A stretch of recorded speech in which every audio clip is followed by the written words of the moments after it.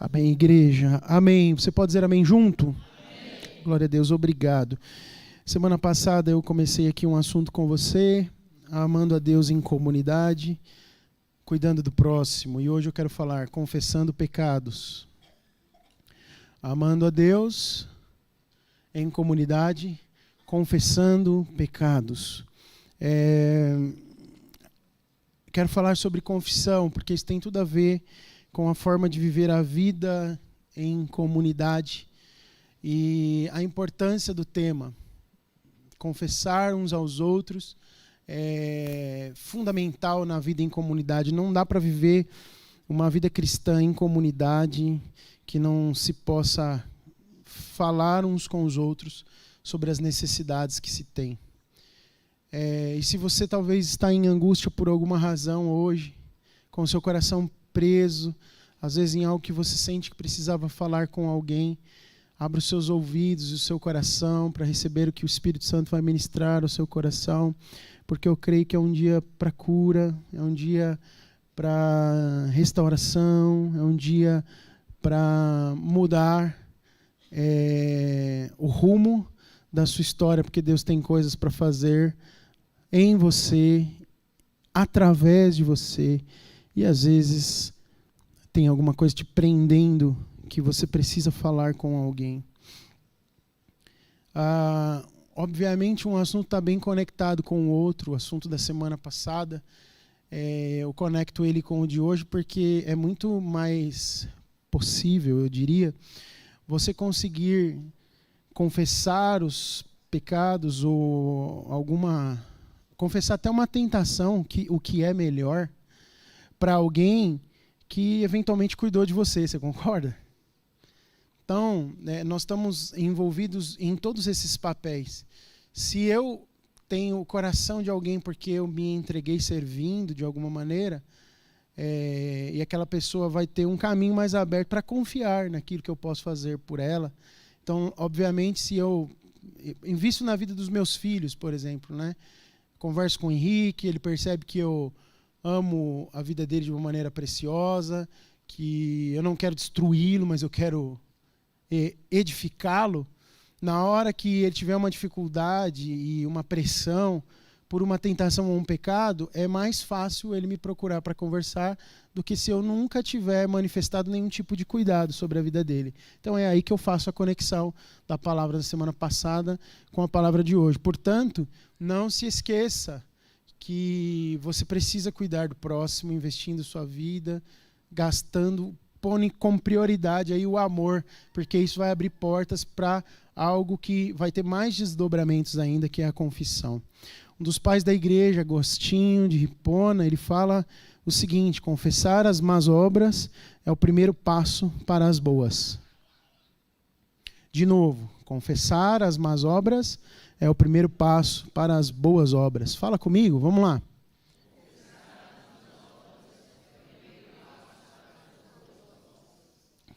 Irmãos, é do coração do nosso Pai, coração de Deus, perdoar. Deus é um Deus perdoador por natureza. Na verdade, eu diria para você que esse é o resumo da obra da cruz, né?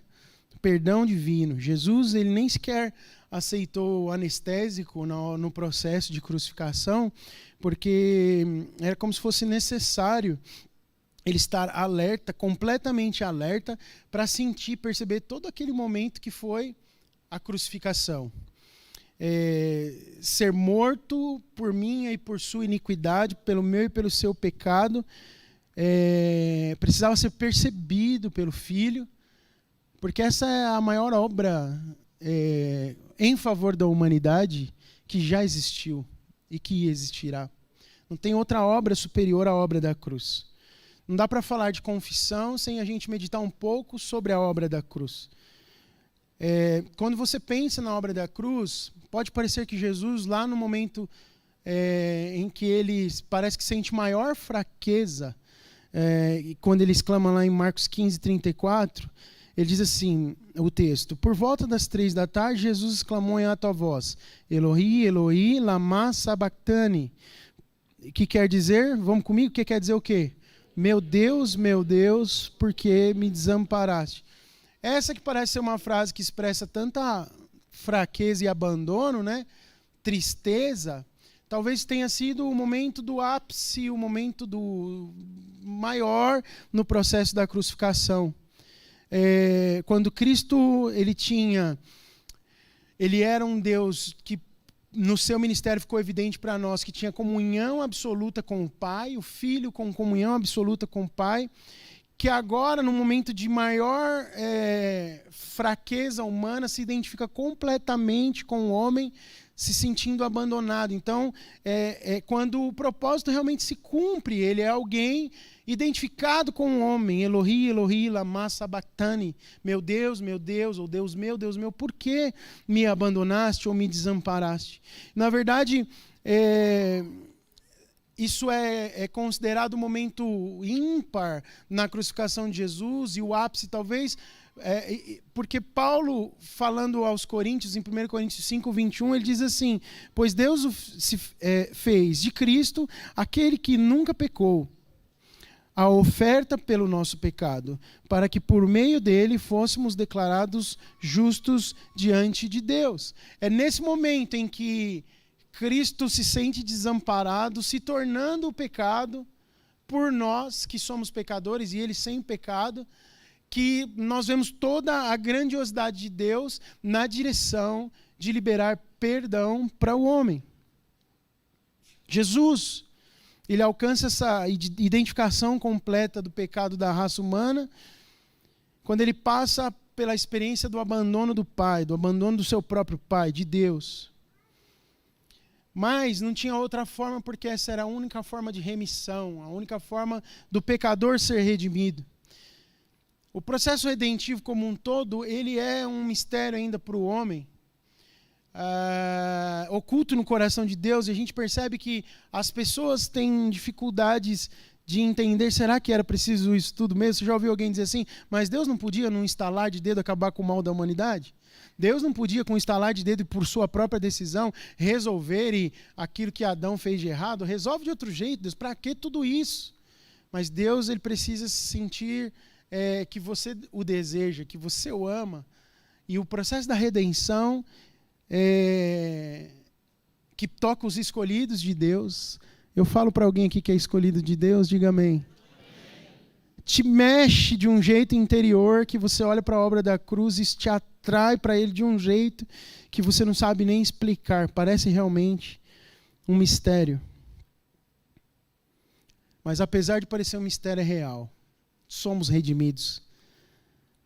A gente vê isso na Bíblia e a gente vê isso nos efeitos da nossa própria vida e na vida de muitos. Com base nisso, a gente pode dizer que a confissão e o perdão, eles são realidades na vida do crente redimido que curam e que transformam. A confissão e o perdão precisam existir, porque você, embora Jesus tenha morrido pelos seus pecados para redimir você, você precisa ser um reconhecedor de que ele fez isso e de que você é um pecador. Então você precisa confessar e dizer, Senhor, eu preciso do teu perdão. Quantos aqui já fizeram isso? Digam amém. Você já falou, Senhor, eu confesso, eu sei que sou um pecador, nasci no pecado e cometo atos de pecado, mas eu preciso do Senhor e eu creio na obra da cruz que me redimiu e que me transformou. Isso é uma confissão.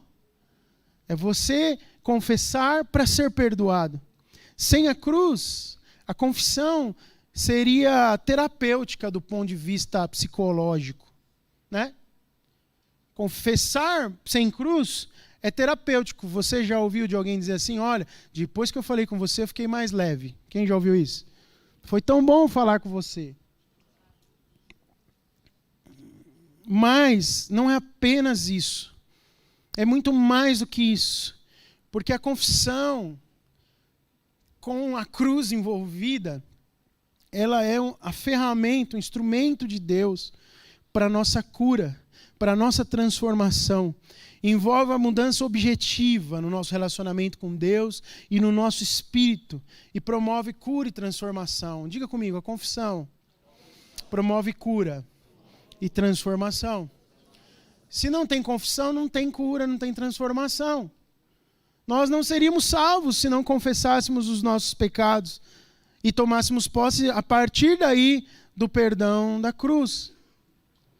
Portanto, é um equívoco você achar que sem a confissão de que era pecador e que por causa da graça você não precisa nem confessar o seu pecado. Você precisa confessar o pecado para tomar posse da obra da cruz sobre você. A cruz, ela não se resume a um momento único da vida. E isso se faz muita confusão.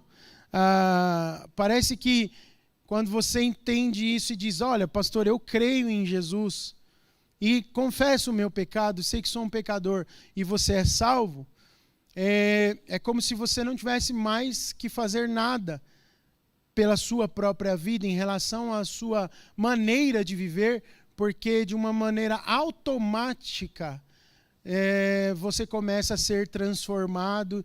Olha, irmãos, existe um certo automatismo, porque às vezes a gente percebe assim, meu Deus do céu, eu estou diferente. Você já se percebeu diferente? Com certa modéstia você pode até dizer, eu estou diferente. Mas, se nós não tivermos a ação pelo Espírito necessária, nós não vamos ser mudados, nós não seremos curados e transformados. Não espere cair um meteoro espiritual na sua cabeça que muda a sua grosseria, por exemplo. Não vai cair. Não espere cair um meteoro na sua cabeça que vai fazer você perdoar quem precisa ser perdoado por você. Não espere que, de repente, alguém com uma varinha mágica, num aconselhamento, possa dizer algo para você que resolva os seus problemas de relacionamento com as pessoas. Não é assim que funciona. Filipenses capítulo 2, verso 12, a Bíblia diz assim, assim, meus amados, como sempre vocês obedeceram, não apenas na minha presença, porém muito mais agora na minha ausência, ponham em ação a salvação de vocês com temor e tremor. Pastora Deise, quando ministrou aqui, há uns 15, 20 dias atrás, eu acho 15 dias, né? Ela falou sobre a fé. Fé salvadora. A dela vocês lembram, né? A minha eu estou com ciúmes. A fé salvadora. E eu acho que ela citou Filipenses 2,12. O que é pôr em ação a salvação de vocês? Em outra tradução, eu acho até que foi a que ela usou, desenvolvam a vossa salvação. É que a salvação, mais do que um evento, ela é um evento, porque a partir do momento que você crê em Jesus, você é salvo, mas ela é um processo de transformação, e é isso que Paulo está falando. Olha, vocês obedeceram na minha ausência, na minha presença, agora continuam obedecendo na minha ausência, mas ponham em ação a salvação de vocês com temor e com tremor. O que ele está falando sobre isso? Vai ter momentos em que você vai precisar fazer alguma coisa para haver transformação, cura, e confissão faz parte disso. Quantos estão comigo aqui? Digam amém. John Wesley, num sermão muito famoso dele, o arrependimento dos santos, esse é um tema também, né? Tem duas coisas que é tema no meio dos crentes. Primeiro, o santo precisa se arrepender de alguma coisa? Esse é um tema. E a outra coisa, os santos sofrem. Tem sofrimento, porque a vida cristã é para ser gostosa, né? Afinal de contas, aceitou Jesus, automaticamente você já ganhou um carro zero e uma casa. Para que sofrer? Não é assim que é a vida cristã? Digam amém. Você concorda com isso? Glória a Deus. Não é assim, né?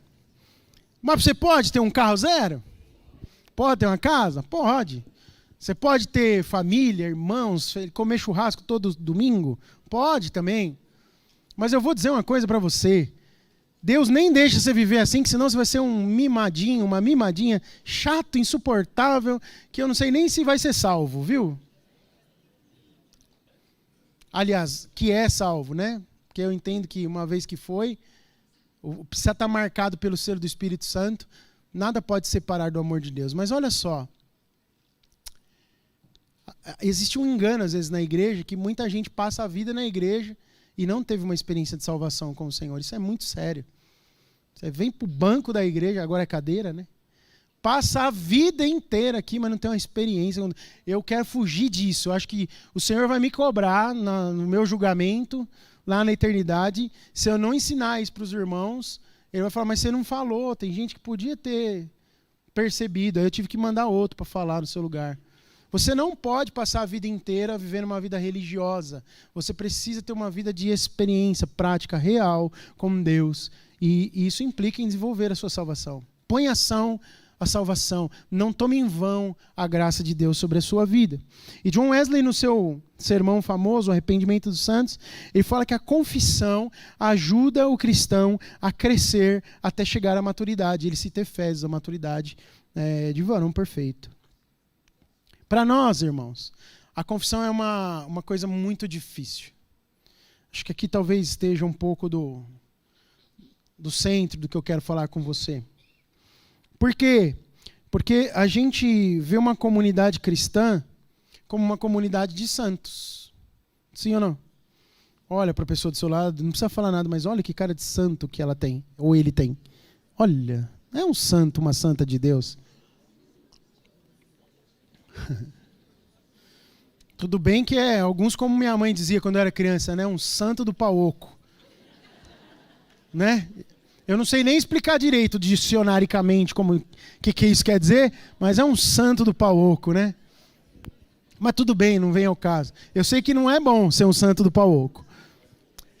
Mas a gente está cercado de santos, justos em Deus, porque Cristo fez isso. Mas a gente não enxerga que primeiramente somos pecadores, né? Deixa eu me explicar aqui. Às vezes, a gente tem uma sensação de que todo mundo ao nosso redor progrediu em santidade. Pelo menos os mais próximos, às vezes aqueles que nos lideram, principalmente, essa pessoa progrediu. E a gente se sente isolado, solitário no nosso pecado. No pecado que precisa ser confessado. Deixa eu tentar explicar com outras palavras. Às vezes a gente olha para a comunidade de fé que a gente vive, a mais próxima talvez, a célula, ou o grupo de irmãos que você mais se relaciona, o ministério que você trabalha, você fala, nossa, todo mundo aqui à minha volta é santo, é consagrado, está todo mundo melhor do que eu. E você está com um problema, algo que está te deixando só. Seja ele qual for. Às vezes é um problema no começo, às vezes é um problema já evoluído. Um pecado mesmo, estou falando. E aí você se sente solitário, em que sentido? Todo mundo é melhor que eu. Se eu vir aqui para alguém falar isso aqui, eu vou ser ridicularizado e nem vou fazer mais parte do grupo. Não vai fazer muito sentido. Isso é tão arraigado no nosso coração, especialmente na vida de quem lidera. Como é difícil um pastor confessar uma fraqueza. Eu vou dar o meu exemplo aqui. Eu estou sentado, às vezes, com os nossos coordenadores de célula, o Danilo, o Walter, o José, o Francisco. Eu precisava ter liberdade plena e total de falar com eles se eu tive uma fraqueza naquela semana, naquele dia. Falar, irmãos, eu estou sendo tentado aqui. Nessa área, eu preciso que vocês me ajudem, orem por mim. Mas a sensação de achar que os irmãos são... Os irmãos têm evoluído, têm crescido, são santos, são separados por Deus. Me torna, às vezes, alguém solitário na tarefa de compartilhar minhas fraquezas. Abrir o meu coração. E quem lidera tem muita dificuldade. Eu estou pregando para mim aqui hoje, mas eu estou pregando para você que é crente velho. E estou pregando para você que é crente novo. Para você que é bonito e para você que é feio também, mas só tem bonito aqui. Danilo, outro dia pregando, falaram para mim que ele disse que tinha uns irmãos que não eram tão bonitos assim, né? Foi isso, né? Por revelação ele teve. Aleluia. Estou pregando para você que é crente. Quem é crente, diga amém. Amém.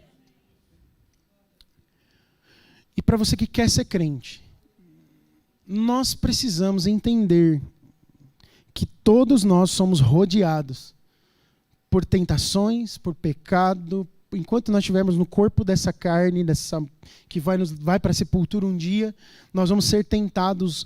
Paulo fala em Romanos capítulo 8 que existe uma militância constante do corpo, da carne, contra o espírito e vice-versa. E essa luta vai ser constante. Então nós sofremos tentações. Quantos aqui sofrem tentações? Digam amém. Amém. E às vezes você cai em alguma tentação? Amém. Se nós estivéssemos vencendo todas as tentações, isso não estaria na palavra de Deus. E o processo de evolução, de desenvolvimento da salvação, está muito ligado com essa questão da confissão. De você falar uns com os outros e permitir. Porque assim, o que é interessante também na vida cristã, que você observa, as tentações talvez de um adolescente jovem convertido, é diferente das tentações de um homem maduro, casado, com pai de filhos, por exemplo. Num outro nível. Digamos que alguém mais maduro, digamos não, eu posso afirmar com certeza, se a pessoa realmente é madura espiritualmente, alguém mais maduro espiritualmente tropeça menos nas pedras grandes e escorrega em pedras menores, em detalhes.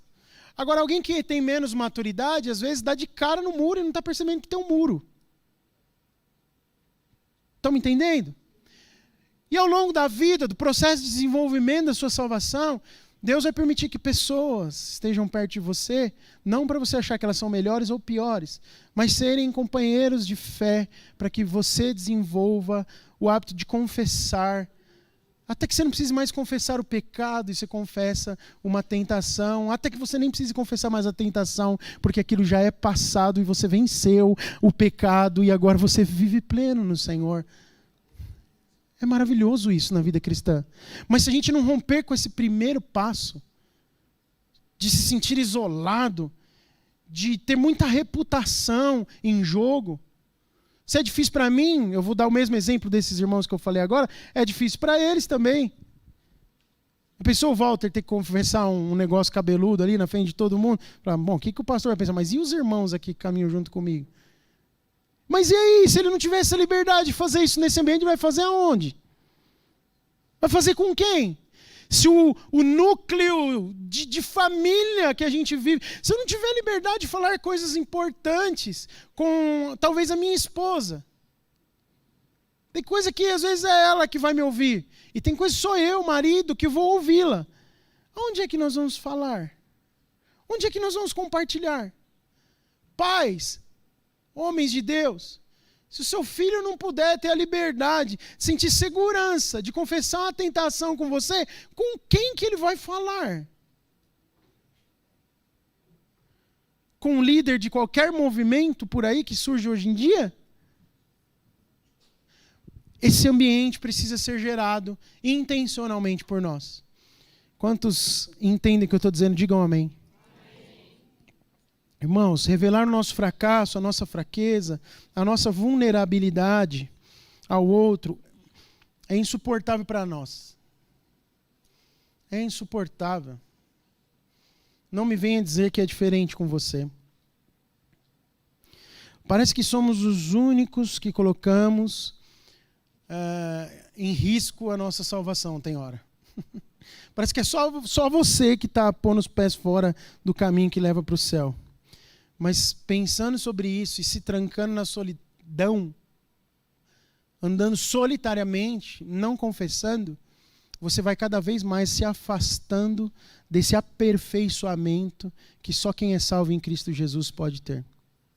Eu vi tristemente um vídeo essa semana de uma pessoa muito famosa no nosso país que se converteu. Aí fala para mim que ela tinha se desviado. Aí eu vi o vídeo, me mandaram o vídeo. Olha o vídeo dessa pessoa agora. E ela fala assim: a graça me salvou, é um favor imerecido. Não importa o meu pecado. Então eu vou continuar vivendo na prostituição porque eu sei que eu sou salva mesmo assim. Tá? E sim, no vídeo, a pessoa disse isso. Aí eu fiquei olhando, falei, deixa eu ouvir de novo para ver se é isso. Qual é a convicção que ela tem? Que ela é salva porque ela aceitou Jesus e que agora ela pode continuar sendo prostituta. E ela falou que inclusive no trabalho, enquanto se prostitui, ela pode falar do amor de Deus para as pessoas que estão ali indo fazer parte do trabalho dela. Não é uma loucura isso? Não é um engano do inferno por causa de uma palavra mal explicada às vezes? Sim ou não? Por que eu digo isso para você? Porque a graça de Deus que é capaz de salvar uma prostituta é a graça que transforma a prostituta em alguém que não tem mais prazer no pecado da prostituição. Sim ou não? Quantos creem nisso? Logo, é evidência da graça e da salvação o abandono daquilo que Deus abomina. É evidência. Se não há evidência para um crime, não há crime, certo? Não tem prova, não tem evidência, não tem um vídeo, não tem um depoimento de confissão. Então, se não há evidência de transformação do pecado, se não tem evidência de vida nova, de 1 Coríntios 5,17, assim, porém, se alguém está em Cristo, nova criatura é, as coisas velhas se passaram e tudo se fez novo. Se não há essa evidência, não dá para dizer que há salvação. Quantos concordam comigo? Então somos salvos sim pela graça, não merecíamos, mas precisa ter evidência da nossa salvação.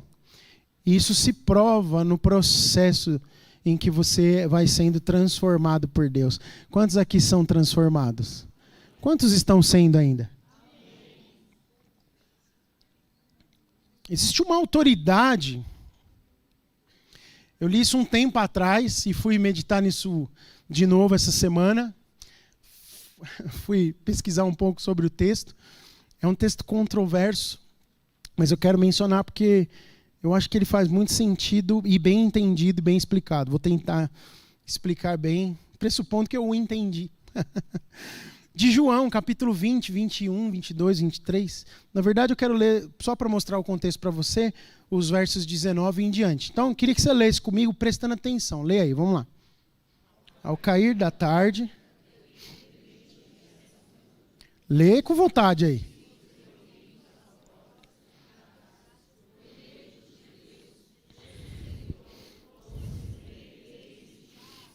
Paz seja com vocês. Mostrou-lhes as mãos e o lado. Os discípulos alegraram-se quando viram o Senhor. Novamente, Jesus disse: paz sejam com vocês. Assim como o Pai me enviou, eu... E com isso soprou sobre eles e disse: se perdoarem os pecados de alguém, estarão perdoados. Se não os perdoarem, não estarão perdoados. Olha só, interessante, vou falar um pouquinho desse trecho. Jesus, ele não apenas comissiona os discípulos, dando a eles uma missão, mas ele também sopra primeiro sobre os discípulos o Espírito. Tão lindo isso, né? Você sabe que essa cena aqui é o quê? Logo depois da ressurreição. Ele aparece na sala em que eles estavam trancados com medo e ele fala: paz seja nessa casa. O Danilo, acho que na aula de terça-feira, acho que foi na aula que ele falou isso, né? Ser humano vive com medo de alguma coisa, né? Por isso que toda vez que um anjo ou Jesus aparece para alguém, ele fala assim: não temas. Não é verdade? Não temas. Com Abraão foi assim. Foi com Maria, né? Não temas. Com Zacarias, não temas. Com Isabel, não temas. Por quê? Por que você teme, irmão? Por que nós tememos? Eita alma que teme. Nós tememos. É normal, e o Senhor sabia disso. Então ele já chega com paz esteja nessa casa. E termina soprando sobre eles o Espírito, dando para eles capacitação e poder. E aí, já tem uma curiosidade aqui, né? A gente tem algo na nossa mente muito forte. Quando é o derramamento do Espírito? Atos 2, Pentecoste. Jesus mesmo fala no final dessa conversa: se mantenham em Jerusalém porque vai vir poder do céu. Vem dunamis por aí, vocês vão ser cheios do Espírito Santo. Sim ou não? Não é isso que Jesus fala? Mas aqui, nesse primeiro encontro, ele sopra sobre eles o Espírito Santo. Que lindo. Você já pensou estar numa sala em que o próprio Jesus... Que privilégio tiveram os discípulos. O próprio Jesus mostra a mão e o lado e depois sopra sobre eles o Espírito Santo que ele lhes havia prometido. Esse sopro é como do Espírito Santo, é um breve derramamento do Espírito sobre eles, mas é o que antevém o derramamento de Atos 2. Na descida definitiva, quando Deus faz toda aquela obra que você sabe, não vou entrar nisso. Carson, um comentarista bíblico, quando ele cita Calvino, ele diz que os discípulos eles são aqui aspergidos, como se fossem gotas, né? Com a graça do Espírito Santo, mas eles não são saturados. O saturamento viria lá na frente. E a expressão final do texto, e é aqui que eu quero me ater um pouquinho, quando Jesus diz que se perdoardes os pecados de alguém, serão perdoados. Tem uma outra tradução que diz assim, se os retiverdes, serão retidos. É que gera, às vezes, alguma polêmica de interpretação. Mas deve ser entendida com relação à missão dos discípulos no mundo. Se perdoardes, eles serão perdoados. Se não, eles não serão perdoados. Se retiverdes, eles serão retidos. Tem dois passivos na frase, serão perdoados ou serão retidos. Esses dois passivos, obviamente, subentende-se uma ação divina, porque quem pode perdoar pecados é só Deus. Sim ou não? Mas a função de quem prega é declarar isso sobre a vida de alguém, e é Deus quem perdoa ou retém, mas é você quem é instrumento de condução do perdão na vida de alguém. Em algumas interpretações sobre o texto, algumas pessoas até dizem assim, olha, você perdoa o seu irmão e ajuda ele a ser liberado. Sabe aquela coisa de ter a figura de alguém dizendo para você, ó, você está perdoado? Como a igreja romana fez muito antes da reforma, porque parecia que eles... E aí, quando se distorce, isso é um problema, porque você transfere o poder de Deus para um clérigo, para uma liderança, ou para pessoas específicas de perdoar pecados. Então você podia até pagar uma indulgência para perdoar o pecado de quem já até tinha morrido. Então não é sobre isso que Jesus está dizendo. Esses dois passivos, serão perdoados, serão retidos, eles têm a ver com o poder de Deus de perdoar. Mas você, num ato de confissão, como confidente, é um canal de Deus para conduzir a pessoa até o perdão. Qual é o fato? Nós recebemos de Jesus a missão de ouvir os pecados uns dos outros, por meio do Espírito Santo, o Espírito de Cristo que está em nós, levar perdão ao coração arrependido. Porque essa deve ser uma experiência de todo cristão. Isso, em hipótese alguma, invalida a sua confissão individual, aquilo que você faz no seu quarto ou que você faz num ambiente de culto. A confissão individual que fazemos a Deus, ela é necessária e indispensável. Mas o próprio Lutero, como eu disse, ele, num dos seus escritos, Lutero, para quem não sabe, foi quem lutou pela reforma protestante há mais de 500 anos atrás, contra o domínio da igreja sobre as pessoas. Então ele era alguém que lutava insistentemente para que o poder fosse só proclamado e declarado às Escrituras, a Cristo, a Deus. Mas mesmo ele reconhecia a importância da confissão aos santos como uma evidência do cristianismo. Isso é bíblico. Eu podia ter ficado aqui só em Tiago, capítulo 5, 14, 15, 16 e 17. Mas eu acho importante a gente começar a refletir com um pouco mais de profundidade sobre isso. Alguns de nós podem até experimentar libertação de hábitos que são pecaminosos mediante a confissão individual. Mas para outras pessoas isso às vezes é impossível. Você às vezes até consegue, mediante a sua confissão individual. Alguém já teve experiência de confessar um pecado somente a Deus e se ver livre dele para o resto da vida? Levanta a mão, deixa eu ver. Olha que curioso. Umas 3 mãos se levantaram. Eu não invalido isso. Nem me sinto à vontade, biblicamente, para dizer que isso não possa acontecer. Mas eu quero fazer outra pergunta. Quem está aqui dentro que foi curado e liberto de um pecado depois que abriu sua boca e confessou para um irmão em Cristo mais maduro na fé? Levanta a mão, deixa eu ver. Olha isso. Então, às vezes, a Bíblia, por isso que eu disse lá no começo, que o ato redentivo da cruz, ele é evidenciado na cura e transformação, não só pelas Escrituras, mas vemos de forma prática na nossa vida. É por causa disso. Você percebe de forma empírica, ou seja, no comportamento das pessoas, o que está acontecendo. O que está acontecendo? Confessar o pecado para alguém que ama você e que é mais maduro te leva à libertação. Quantos me entendem? Aleluia! É claro, irmãos, que Deus está pronto a perdoar pecados, e aí, se você fechar os olhos e pedir perdão sinceramente, Ele vai perdoar os seus pecados. Mas é importante você saber que existe uma família de fé para você se apoiar. Na Bíblia a gente vê o sacerdócio de todo crente. 1 Pedro 2,9. Vou correr um pouquinho aqui. Vocês, porém, são geração eleita, sacerdócio real, nação santa, povo exclusivo de Deus, para anunciar as grandezas daquele que os chamou das trevas para a sua maravilhosa luz. Qual que era uma das funções do sacerdote no Antigo Testamento? Fazendo um sacrifício em favor dos pecados, para perdoar os pecados do povo. O sacerdote representava Deus, o povo. A Deus, o povo. Então ele ia lá e fazia esse trabalho. Todos nós sabemos que Cristo é o sumo sacerdote. Quando você vai lá para Hebreus, capítulo 6, e medita ali, você vai ver, Cristo entrou antes agora, ele está no Santo dos Santos, o véu foi rasgado, ele é o sumo sacerdote e fez o sacrifício completo, eterno e total pelos nossos pecados. Quantos creem nisso? Digam amém. Amém.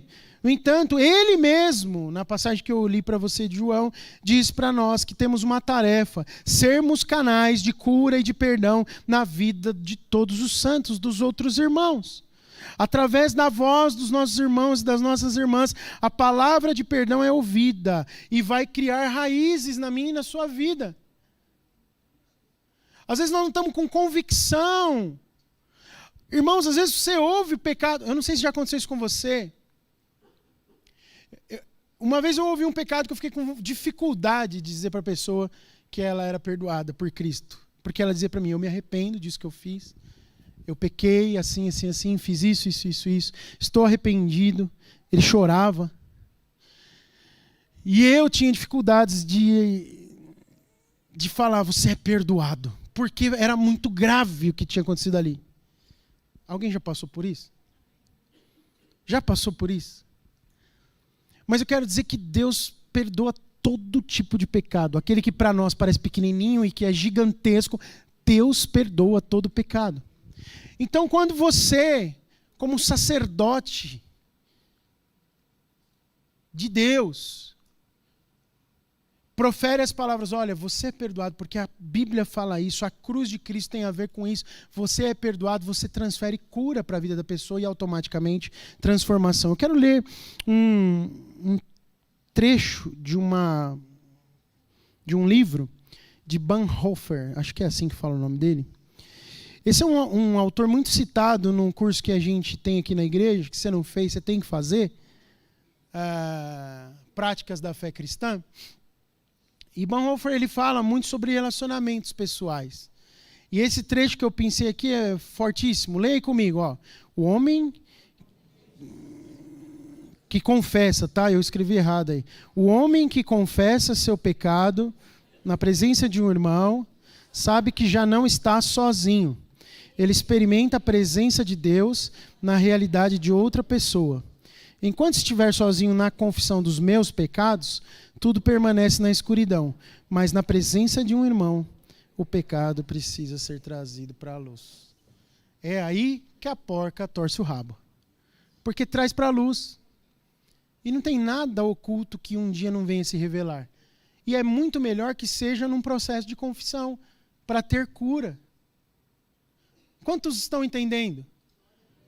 Mas é difícil isso, né? Meu Deus. Como é que você faz uma confissão?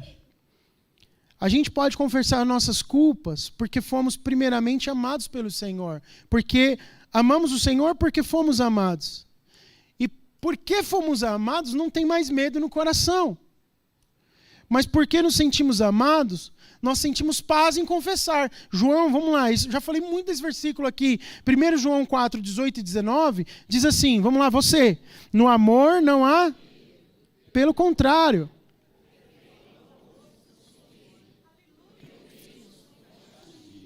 Aquele que tem medo não está aperfeiçoado no amor.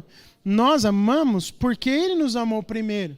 Então eu estou falando aqui o ano todo com você. Ame a Deus e ame o próximo. Ame a Deus e ame o próximo. Por que nós somos capazes de amar? Porque Ele nos amou primeiro. E por que nós somos capazes de confessar? Porque nós estamos no amor. Porque uma vez no amor, o amor lança fora o medo. E o medo pressupõe castigo. É por isso que a gente não confessa.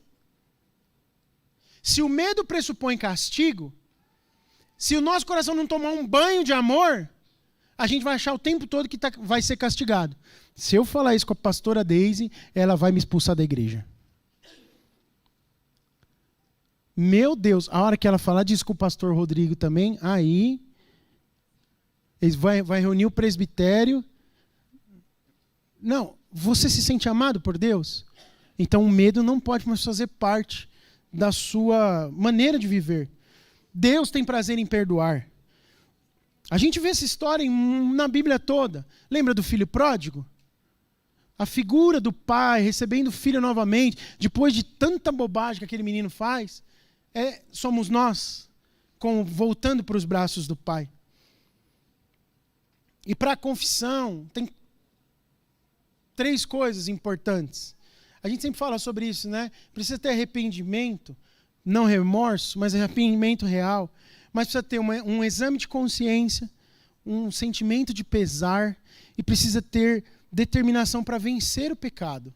De novo, exame de consciência, um sentimento de pesar profundo, como foi Pedro na fogueira, e precisa ter determinação para vencer o pecado. Eu chamaria isso de um processo de confissão. Salmo 139, 23 e 24, leia comigo aí. Sonda-me, ó Deus, conhece o meu coração, prova-me e conhece as minhas inquietações. Vê se em minha conduta algo te ofende e dirige-me pelo caminho eterno. Isso é o verdadeiro exame de consciência. Não é uma introspecção que te leva para a condenação, mas é um pedido ávido a Deus. Me mostra, Senhor, do que eu preciso confessar, do que eu preciso falar. Pecados, irmãos, têm nome, precisam ser falados. Pecado do coração, quais seriam esses? Alguns exemplos. O orgulho. Às vezes você não faz uma coisa, não perdoa alguém por orgulho. Mesquinhez. Não tem generosidade nunca, só retém. Raiva. Ontem eu ouvi uma irmã dizer que lembra da palavra da pastora desde mais de um ano atrás. Raiva. Eu senti muita raiva nessa situação. Eu queria usar a minha raiva.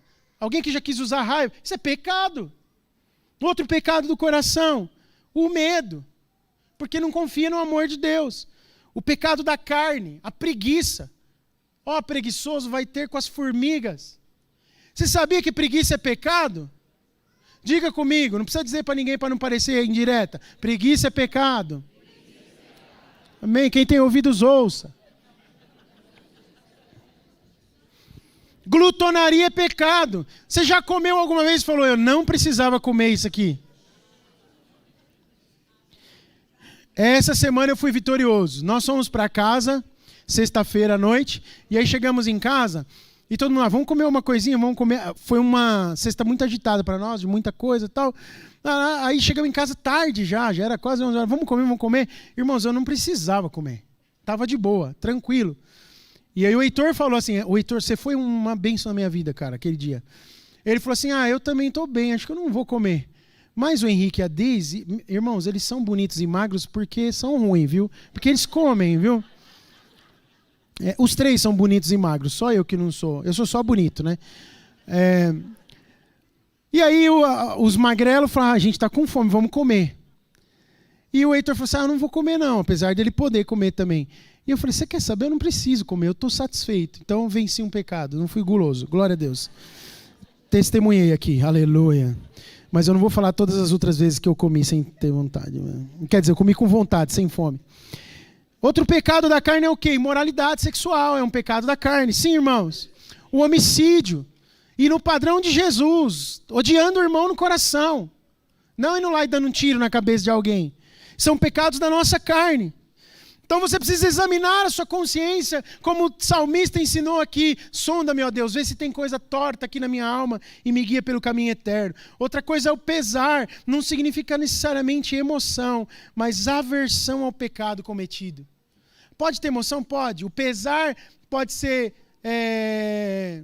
seguido de choro? Pode. Até acho que evidencia mais. Mas não necessariamente às vezes. Mas precisa ter arrependimento real e aversão. Não querer mais fazer. E é isso que a gente precisa buscar. Buscar em Deus. Arrependimento de ter machucado o coração de Deus. Pesar está vinculado muito mais à vontade do que às nossas emoções. O pesar das emoções, sem o pesar da vontade, ele destrói completamente uma confissão verdadeira. De novo. Se você tem pesar somente nas suas emoções e não na vontade, na decisão de sentir aquilo, porque você entende, quando você tem consciência de que uma coisa fere o coração de Deus, e você decide, olha que loucura isso, eu tenho consciência que aquilo machuca o coração do Pai, mas eu não me entristeço por aquilo, eu estou ofendendo mais ainda Deus. Você pode até chorar às vezes, falar, meu Deus, isso que eu fiz ofende o coração de Deus, machucou meu irmão, mas não toma a decisão de sentir o que precisa ser, o que Deus sente sobre aquilo. Permanece, não desenvolve a salvação na oportunidade que tem e fica patinando, não avança. Confissão é muito importante, precisa ser verdadeira. E precisa ter determinação para vencer o pecado. John Wesley tem uma frase famosa, eu lembro de criança, ouvi o pastor Jonas falar dessa frase. Dê-me 100 pregadores que não temam nada, exceto o pecado, que não desejem nada, exceto a Deus, e isso bastará para estremecer os portões do inferno e estabelecer o reino dos céus na terra. Quem já ouviu essa frase de John Wesley? Eu ouço desde que eu sou pequeno. Mas o que ele dizia que os homens têm que ter para estremecer os portões do inferno? Medo só do pecado. Medo só de pecar. Eu mudaria a palavra medo por temor a Deus. Eu tenho temor ao Senhor. E por isso eu vou lutar incisivamente contra o pecado. É preciso ter o desejo de ser conquistado e de ser comandado por Deus. Precisa ter o desejo. Se você não tem desejo, irmãos, você precisa ao menos desejar ter o desejo. Às vezes a gente não sente esse desejo. Esse desejo vem de Deus. Às vezes você ouve o pastor falar que, irmãos, nós precisamos desejar ser controlado, que o Senhor seja realmente Senhor da nossa vida, mas você não consegue sentir isso. Você sabe qual é o primeiro passo? Sinta o desejo de desejar isso. E ore sobre isso. Pronto, é Deus quem vai te dar. Fala, Senhor, eu quero ter o desejo de ser completamente controlado pelo Senhor nas minhas emoções, na minha forma de viver, na correção, na forma de tratar o próximo.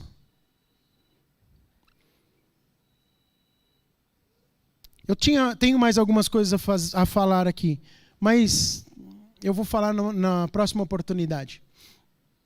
Eu queria parar por aqui e meditar isso com você durante essa semana. Você falar disso com os seus grupos, na sua cela, na sua casa. Pais, reúna sua família, fale sobre isso em casa essa semana. Compartilhe com a esposa, com os filhos. Filhos, se os seus pais não estão na igreja, fale isso em casa com alguém. Se não tem alguém, procurem um irmão na fé. Falem disso nas celas. Pense no processo redentivo da cruz. Pense na sua salvação como um processo. E que a confissão tem um papel importante. Deus quer te libertar de algo que pode te tornar infrutífero a vida inteira, solitário. E nós precisamos gerar um ambiente de amor que traz segurança e não medo de castigo. A continuação da palavra é justamente como gerar isso. Quem deve ser aquele que ouve a confissão? Quais as características de quem ouve a confissão? Como nós devemos nos portar diante de uma confissão? Você não vai sair falando para qualquer um.